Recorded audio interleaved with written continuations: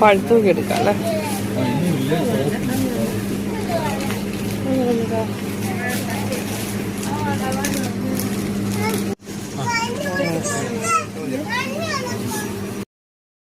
വെള്ളിയാഴ്ച ഡ്യൂട്ടി കഴിഞ്ഞ് വരാൻ ഭയങ്കര സന്തോഷമാട്ടോ എനിക്ക്. പിന്നെ 2 ദിവസം വീക്കെൻഡ് അല്ലേ, നിങ്ങൾ എല്ലാവർക്കും അങ്ങനെ ആയിരിക്കും അല്ലേ.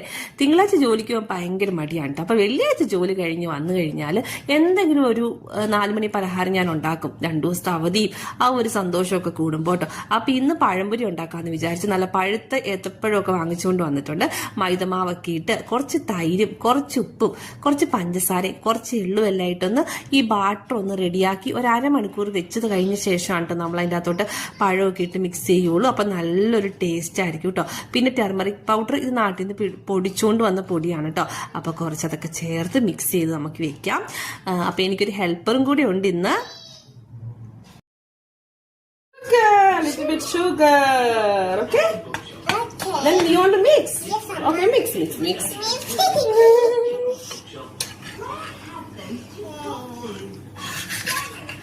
Oh, enough. Okay. വെള്ളം.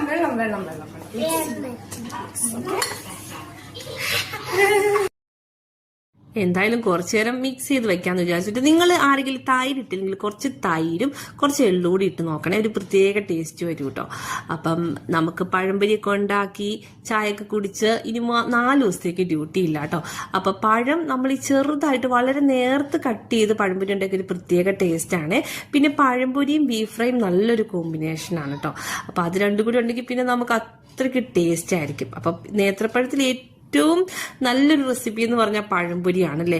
എല്ലാവർക്കും ഇഷ്ടപ്പെട്ട സാധനമായിരിക്കും പഴംപൊരി. ചില നാട്ടിൽ പഴംപൊരി എന്ന് പറയും, ചില നാട്ടിൽ ഏത്തക്കാപ്പം എന്ന് പറയും, ചില സ്ഥലത്ത് ബോളി എന്ന് പറയും. അങ്ങനെ ഡിഫറെന്റ് പേരിലാണ് ഇത് അറിയപ്പെടുന്നത് കേട്ടോ.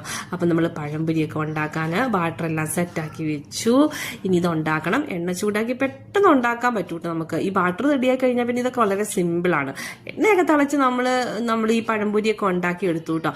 അപ്പം ഈ പഴംപൊരിയൊക്കെ ഉണ്ടാക്കുമ്പോൾ തന്നെ ഈ എണ്ണ കൂടുതലായതുകൊണ്ട് ഈ അരിപ്പപാത്രങ്ങളൊക്കെ ഇങ്ങനെ ചട്ടകവും അതുപോലെ നമ്മൾ ഈ അരി വാർക്കുന്ന അരിപ്പപാത്രമൊക്കെ ഉണ്ടെങ്കിൽ അതിൽ എണ്ണ കുറച്ച് വാർന്നു പോകാനൊക്കെ വളരെ നല്ലതായിരിക്കും കേട്ടോ.